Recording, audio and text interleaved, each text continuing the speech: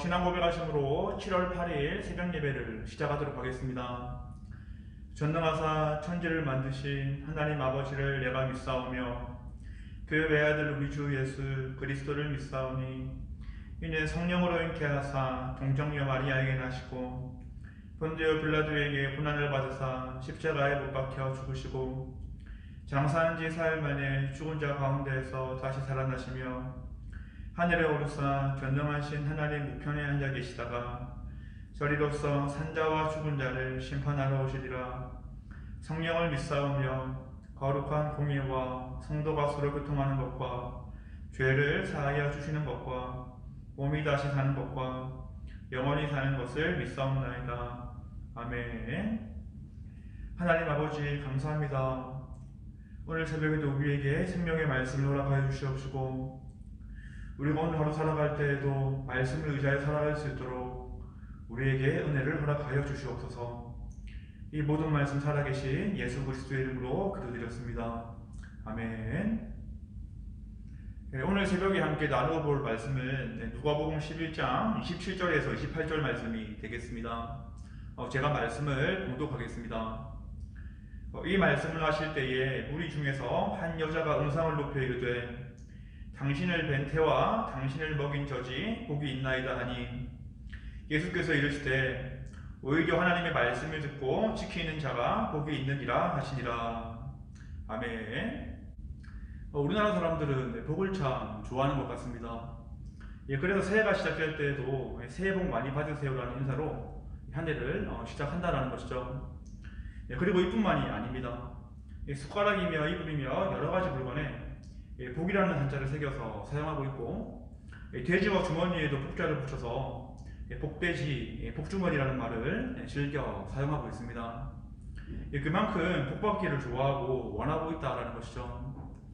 그렇게 사람들에게 무엇이 복입니까? 라고 물어보면 대부분의 사람들은 이렇게 대답을 합니다. 이 땅에서 잘 먹고 잘 사는 것이 복입니다. 그리고 어떤 사람이 복됩니까? 라고 물어보면 대부분 이렇게 대답을 하죠. 좋은 집에 살고 좋은 차를 타고 좋은 직장을 가지고 있고 건강한 사람들이 복 있는 사람들이다 라고 대답을 한다는 것이죠. 물론 이 땅의 기준으로 보면 이러한 사람들은 분명히 복 있는 사람들이 맞습니다. 그런데 문제가 무엇이겠습니까? 예수님을 믿는 사람들도 이러한 것만을 복으로 여기고 있다는 것이죠. 그래서 예수님께서는 오늘 말씀 중에서 진짜 복은 따로 있다라고 확인시켜 주십니다. 오늘 말씀을 보면 한 여인이 등장을 하고 있죠. 주님께서 말씀하실 때에 무리 중에 섞여 있던 한 사람이었습니다. 주님의 말씀을 듣고 있던 여인은 주님께 이러한 말을 합니다. 당신을 뵌 태와 당신을 먹인 저지 복이 있나이다. 여인이 주님께 했던 이 말은 과연 무슨 의미겠습니까? 예수님을 낳은 마리아를 찬양한 것이었습니다. 쉽게 표현을 해보자면 선생님의 어머니는 참 복이 많으시군요 라고 말을 했던 것이었죠. 그렇다면 이 여인은 예수님이 말씀하고 있는 도중에 왜 이러한 말을 했던 것일까요? 그것은 예수님이 그 바리새인들의 논쟁 가운데 상당히 논리적인 모습을 보이셨기 때문이었습니다. 그래서 이 여인의 눈에는 예수님이 대단한 사람으로 보일 수밖에 없었던 것이었죠. 어제 살펴본 말씀처럼 주님께서는 그 바알세불 논쟁 가운데 감정적으로 대처하지 않으시고 논리적으로 바리새인들의 주장을 반박하셨습니다. 그 모습에 감동해서 여인은 주님께 이러한 말을 했던 것이었죠. 사실 이 여인이 이렇게 말한 이유는 그 당시 유대 사회의 문화 때문이기도 했습니다. 당시에는 낳은 아들을 통해서 한 여인의 가치가 매겨지곤 했기 때문이었죠. 한 여인이 낳은 아들이 훌륭한 사람이 되면 그의 어머니도 복된 사람이 되는 것이었고 그저 그러한 삶을 살게 되면 복이 없는 것이 되고 말았던 것이었습니다. 우리나라에도 이와 비슷한 모습이 많이 있습니다. 다른 나라는 어떤지 잘 모르겠지만 우리나라에서도 자녀를 통해서 부모들의 가치가 평가되는 경우가 많이 있다는 것이죠.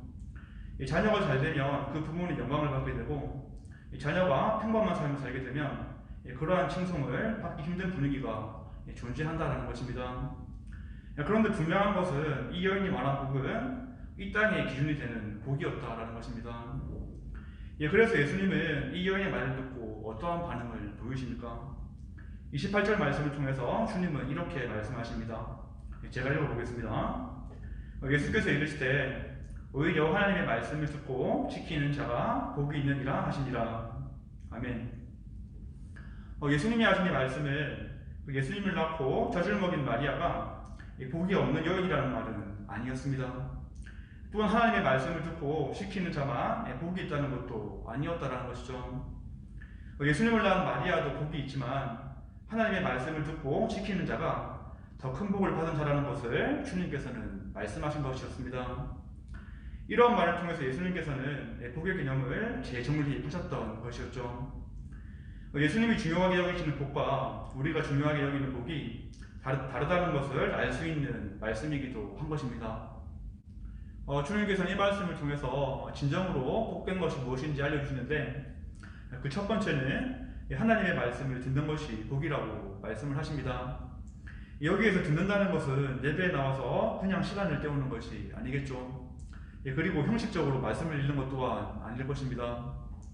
여기에서 주님이 말씀하신 듣다라는 말이 어떤 의미인지 알아야 되는데 여기에서 듣다라는 말은 그저 귀로 듣는 것이 아니라 이 하나님의 말씀을 아주 소중하게 생각하고 마음을 집중해서 듣는다라는 뜻을 가지고 있는 말이기도 합니다.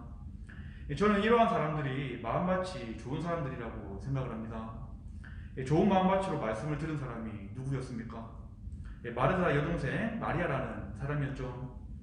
마리아는 예수님이 자신의 집에 왔을 때에 주님의 팔치에 앉아서 말씀에 집중하는 모습을 보여주었던 여인이었습니다.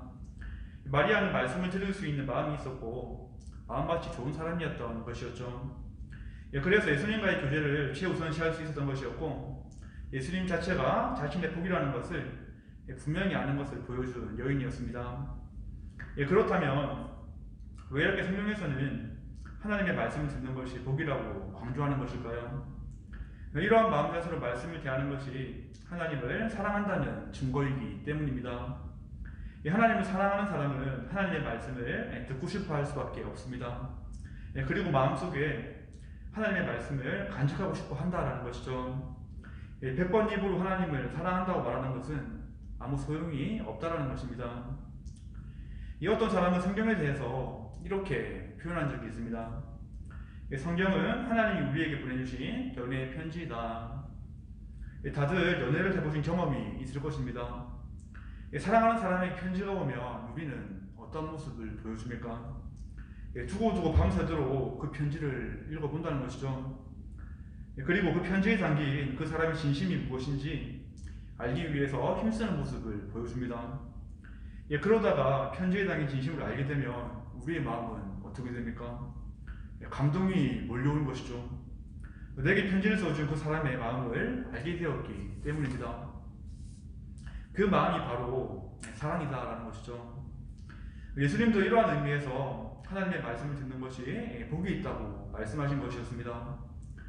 하나님의 말씀을 듣고 내 마음속에 새기게 된다면, 그리고 그 말씀을 깊이 묵상하게 된다면 나를 구원해 주신 그 사랑이 얼마나 큰 복인지 우리는 알게 되기 때문이다라는 것이죠. 예수님은 두 번째로 복에 대해서 말씀하시는데 하나님의 말씀을 듣는 데서 그치는 것이 아니라 지키는 자가 복이 있다라고 말씀을 하십니다. 즉 말씀에 순종하는 태도를 강조하신 것이었죠. 요한도 요한계시록 1장 3절을 통해서 이렇게 말씀한 적이 있습니다. 제가 읽어보겠습니다.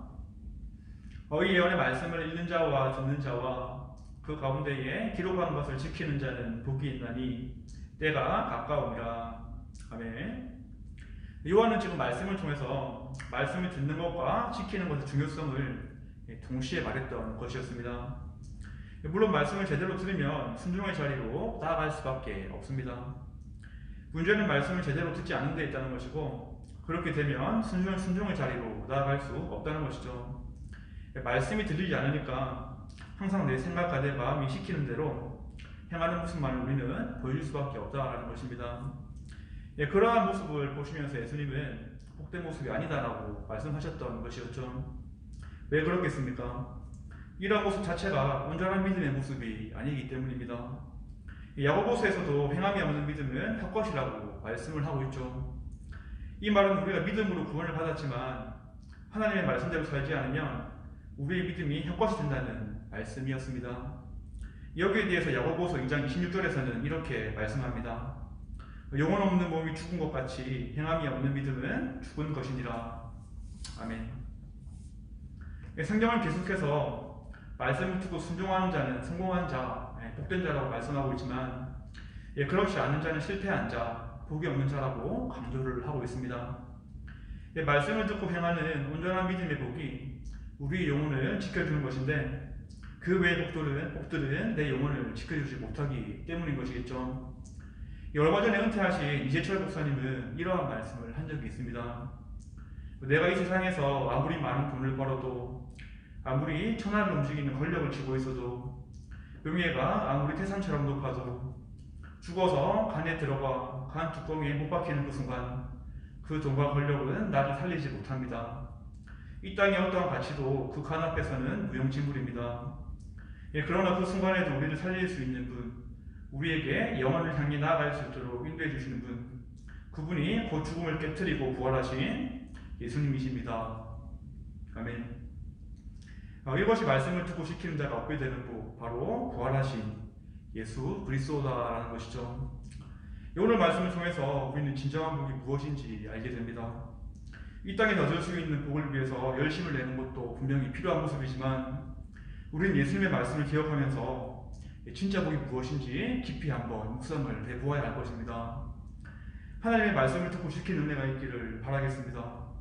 그러기에 우리는 하나님께 말씀이 들리고 보일 수 있는 은혜를 구해야 할 것이고 그 말씀에 순종할 수 있는 마음을 늘 구해야 할 것입니다. 이러한 복을 누림을 통해서 나의 영혼을 본향으로 인도해 주실 예수님과 늘 동행하시는 모든 분들이 되기를 주님의 이름으로 축원하도록 하겠습니다. 기도하겠습니다.